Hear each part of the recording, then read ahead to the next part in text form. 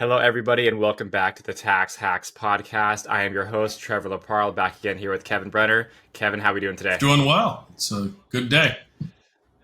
It's a great day, and today is an even better day because we're going over how to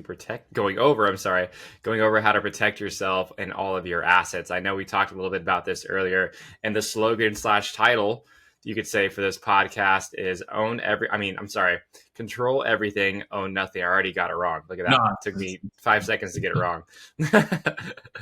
Control everything, own nothing. And we want to really dig into that concept and understand it. So first question to you, of course, can you give us a label of, what's asset protection? How does it work? And what's the best way to kind of go about it, Well, the main thing for asset protection is there are so many lawyers out there trying to find ways to steal some of your money. And they're going to make any plausible argument, even if it's not plausible, but the bar for that's a little bit low in the courts, to somehow you owe somebody something for somehow they were harmed.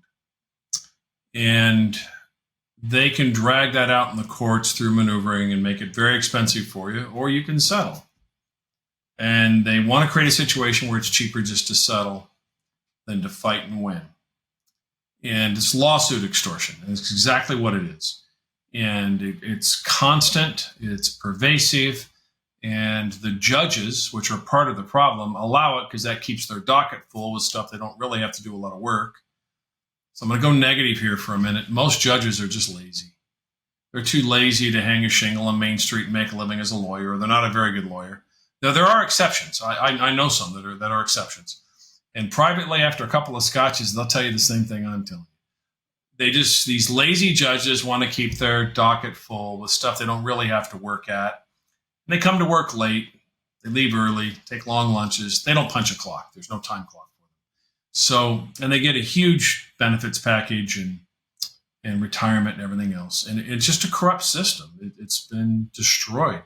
Most lawsuits filed in the United States, if you filed them in the EU or Great Britain, you and your lawyer would both be prosecuted. You go to jail for just filing it. So they have a better system there when it comes to these things. And they say, oh, but we have better protections for the consumers. No, we don't. And it makes a bad name for what should be an honorable profession, and that's being an advocate, a lawyer for your client. An attorney that is, each one of those words means something a little bit different, by the way.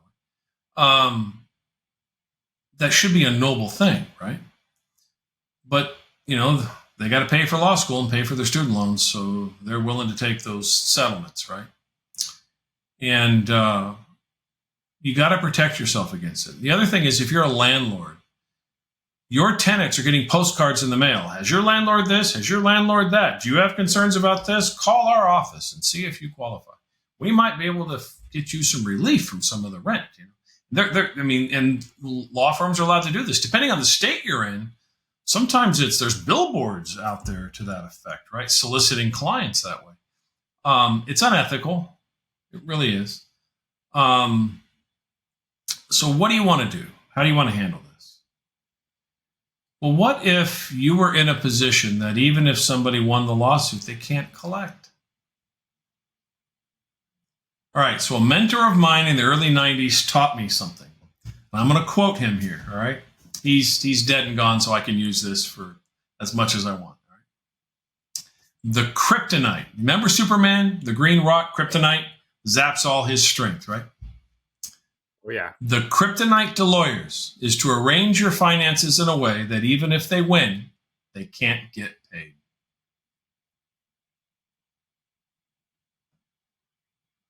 That's the quote right there. Yeah. So, on a personal note, I'll share something right here publicly. I was sued by 5 people that just wanted to get access to my E&O, my malpractice insurance, to get a quick, easy claim.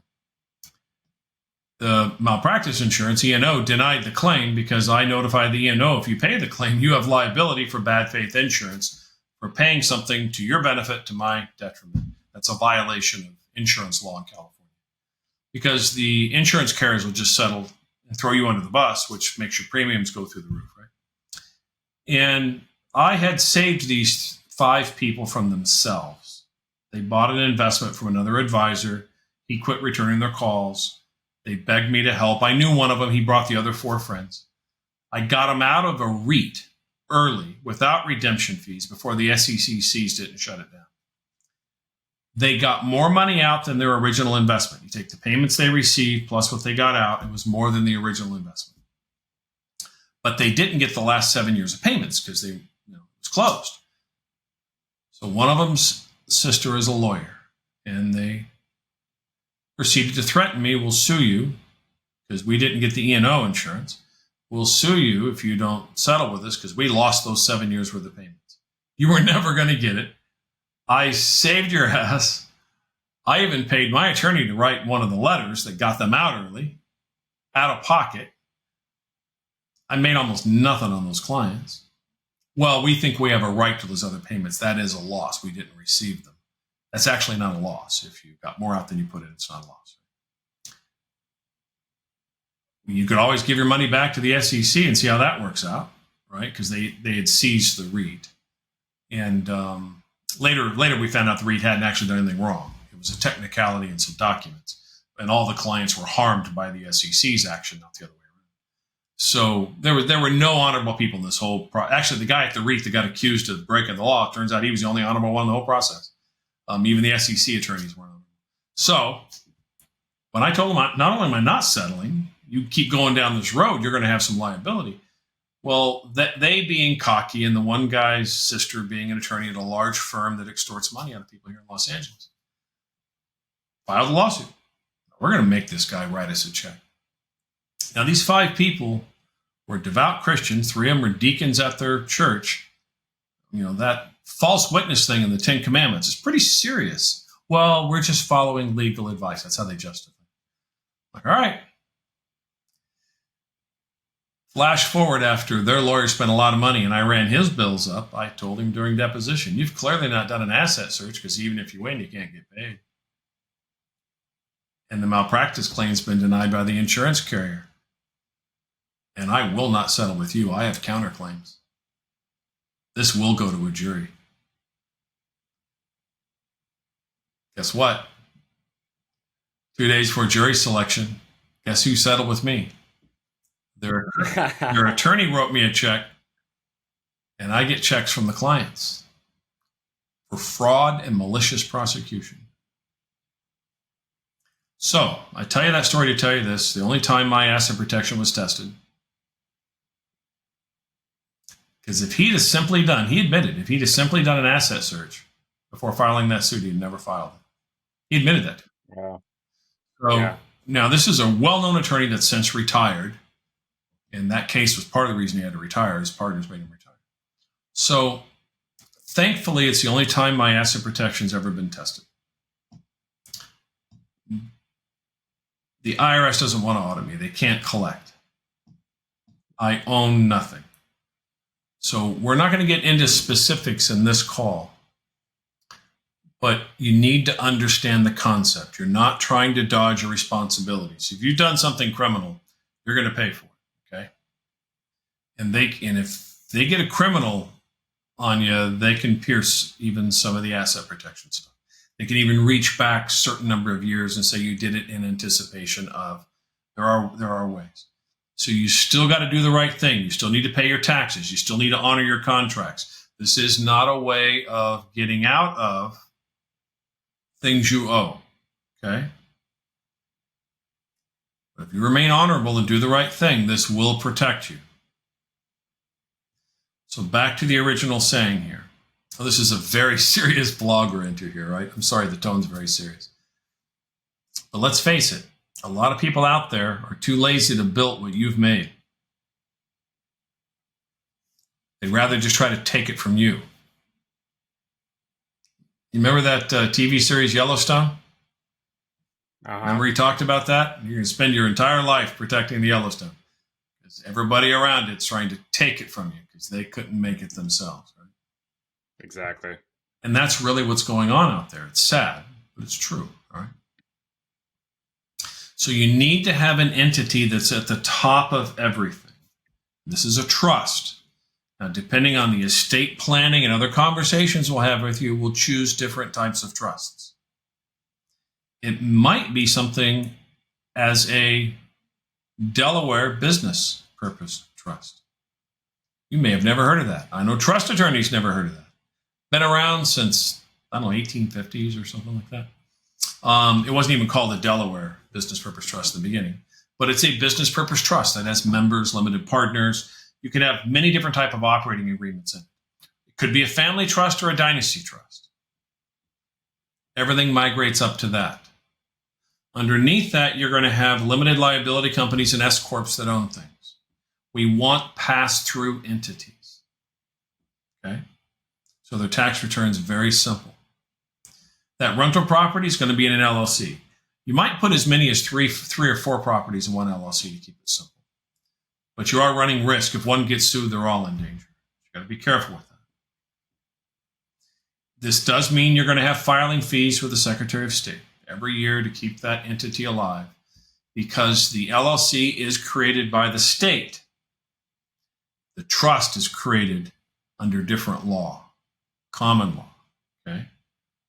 That's why they don't have jurisdiction to pierce it. They don't have standing to even touch it if it's created and done correctly. They can't sue it because a trust can't do anything wrong. Trustee can. Other people can. The trust can't. So it's the LLCs and the operating entities that enter into contracts. The trust never enters into anything. It just simply owns the limited partnership, the shares, or the percentage of the operating entities. And you will get a W-2 from one of those entities, and then you will have an employer that is very generous for providing you a vehicle, a home office. Get the picture? Get in the picture. But you don't own it. If you need to go far enough, we don't even want you to be the trustee of the trust, because judges have a habit of telling you, this happened in North Carolina. Judge told the guy, you will reach in the trust, pull the money out because you're the trustee, and make a payment to this person. If you don't do it, by court order, I will hold you in contempt of court. By the way, they can do that and throw you in jail for up to 30 days without a jury trial of any kind. That law, that shouldn't be allowed, but they can do it. The guy was held, my understanding was the guy was held, as it was explained to me, 3 times in a row for 30 days before he pierced his own trust and gave the money. Wow. Later on, upon appeal, because the appeal was taking too long, turns out he was right and everybody was wrong, to include the judge. My understanding is the judge even got sanctioned for what he did. So when he went to get the money back, couldn't get it back. He'd spent it all. It's gone. And it was a lot of money. But the appeals process and everything took years. In the end, he was vindicated, but only on paper. The money was gone.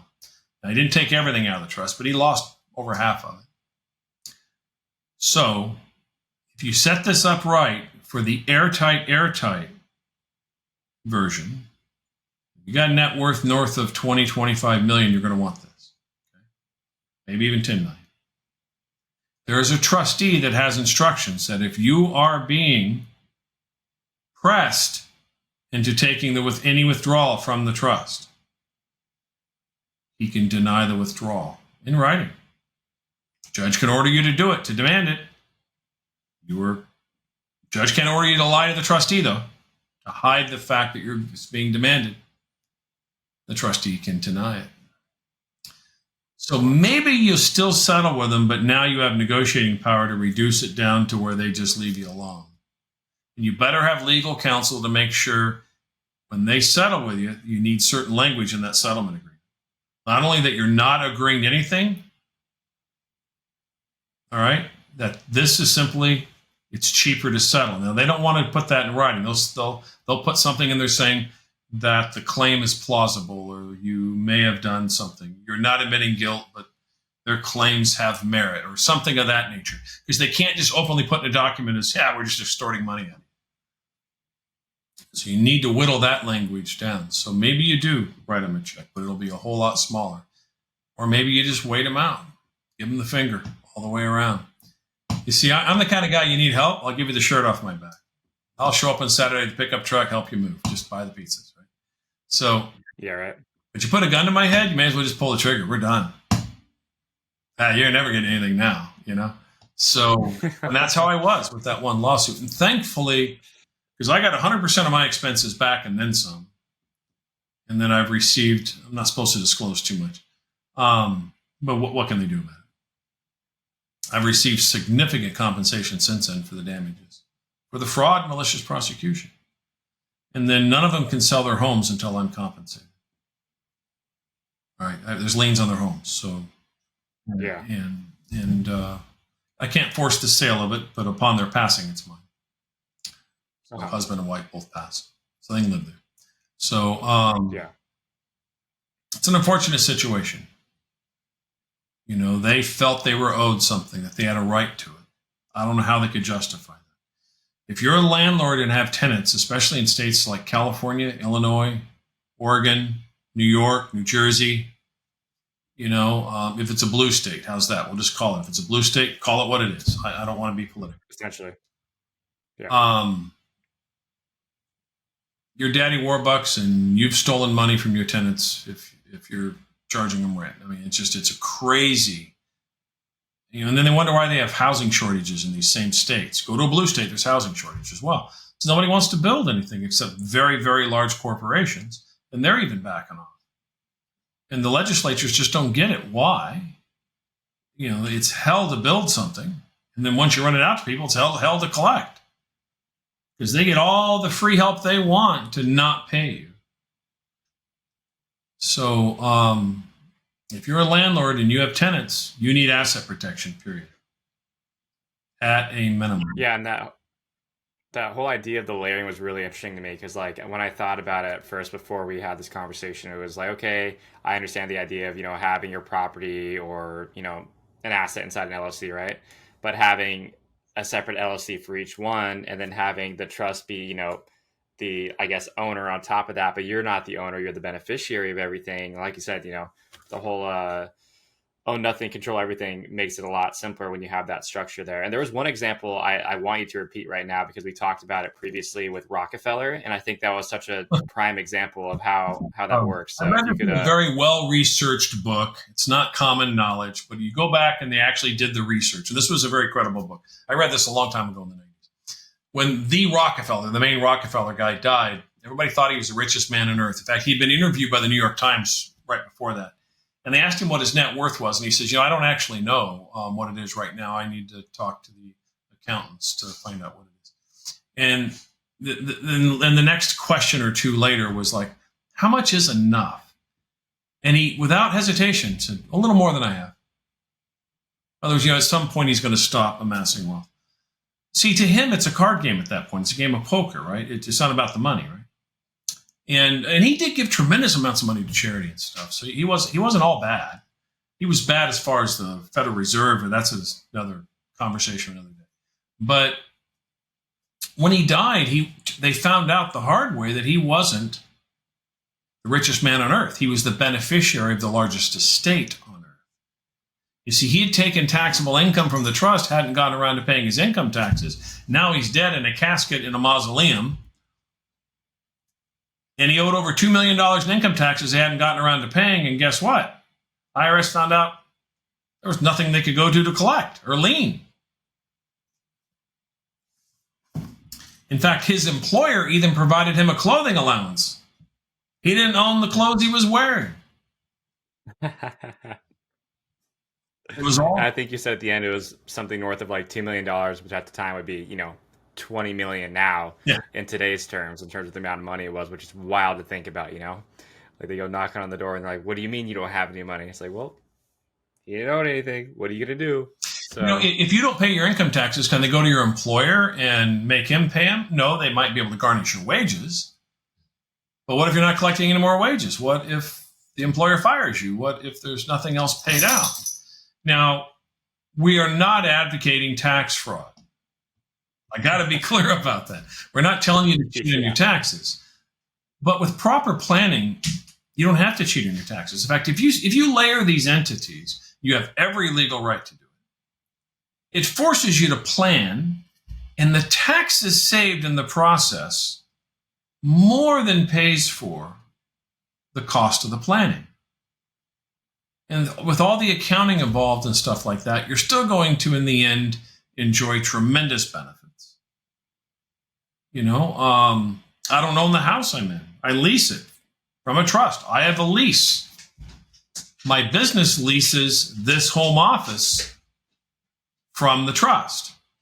And the business makes a payment to the trust, a lease payment. It's on standard California car forms. It's all filled out with all the language in the addendums and everything else. And the addendums state right off of a commercial lease agreement. We know exactly how to do it. The attorney did it. That it includes, the lease for the office includes janitorial, utilities, internet, common areas, landscaping.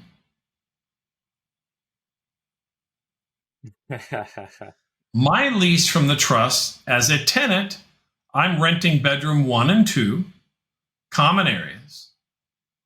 And my lease includes utilities. You get the picture. Get in the picture. Makes all those other things to include the janitorial service that comes by, the maid, is now tax deductible. It's part of the lease.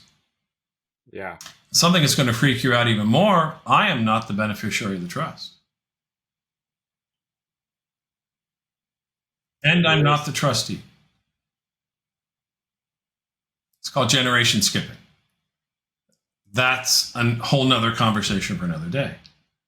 Yeah. So, am I paying income taxes? Yes, I pay significant income taxes on the wages that I receive. But I am just an employee of a corporation. I'm not even the shareholder. And yes, it's complicated to do this, but it pays for itself, not to mention the asset protection. The extra expenses of doing it pays for itself 3 times over for the income taxes saved, and that's every year. Now, you got to maintain all these corporate books, and your trust has a thing like a corporate book and stuff like that. So if you're interested in learning how to do these things, we can teach you what a business purpose trust is and how to use it in lieu of other business structures. Why you want C Corps, S Corps, or LLCs. Sometimes you just need a limited partnership. It depends. Why you want an umbrella policy, even though they will just settle for their own benefit. But it makes the vultures go away. All right. So, but it's important to have these things in place. Here's what it really boils down to. Angel Grewley in 6th grade had been held back twice. He was already had a mustache in 6th grade. And he was stealing our lunch money. He never stole mine. Because the first time he tried, I broke his nose. He beat the hell out of me. But guess what? After that, he never bothered me again. These lawyers, even IRS agents, they're just bullies trying to extort your lunch money out of you. You just want to be the kid that they leave alone and they go after easier targets. It's like, why do you have locks on your doors? It keeps the honest people honest and makes them, why do you have a dog? Well, they go to the house without a dog. Because it's easier. Lawyers are the same way. They're going to go harass somebody that's easier. They just want a quick payday and move on to the next target. It's a horrible thing to say. But it's true. Even IRS auditors. IRS auditors want an easy target. Well, if you agree to this and agree to this, we can stop the audit. It's like the Inquisition. You admit to your sins, we'll take the thumb screws off, right? That was the Inquisition, right? Well, that's an IRS audit, which it shouldn't be that. It's not always that. The IRS auditors are fair most of the time, believe it or not. They get a bad name. But the wealthier you are, the more assets you have, the more likely they're going to squeeze you for something. Because you'll write them a check and it's an easy target and they look good for their boss and can justify all the time they were playing solitaire and not doing any work at their desk, or whatever else, goofing off, So you just don't want to be an easy target.